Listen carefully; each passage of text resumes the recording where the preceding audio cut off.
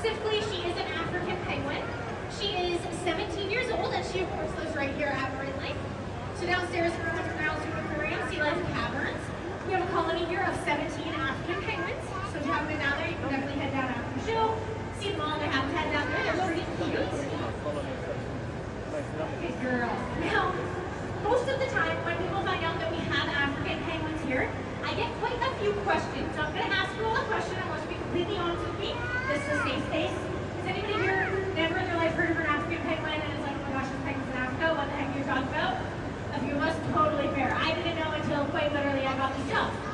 Now, most of the time when people hear the word penguin, they automatically think of all these cold places that have a lot of snow and ice. Now, penguin, only 5 of them live down in Antarctica. So a lot of the other species, like Africans, are what we consider a warm-weathered species of penguin, which of course just means they live in a bit of a warmer climate than you might think they do.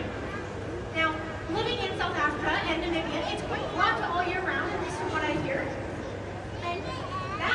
But even though it's warm on land, a lot of times the ocean that they're hunting in can be pretty chilly. Just like anywhere, even in Canada, if you head to the coast, as hot as it can be up on land, the water is going to be significantly colder.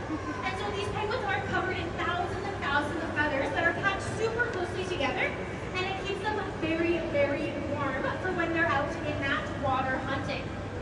Now, it's kind of like wearing a big winter coat all the time. So for us living in Canada, pretty soon we're going to be pulling out our parkas. And it's like kind of not on all the time to keep her nice and warm. However, if you can imagine that we put on our big parka to go outside in the winter and it keeps us nice and warm, but then you get back to your house in your nice heated living room and you can't take that parka. Push them up into her eyes, down into her feet, and release excess heat time that way.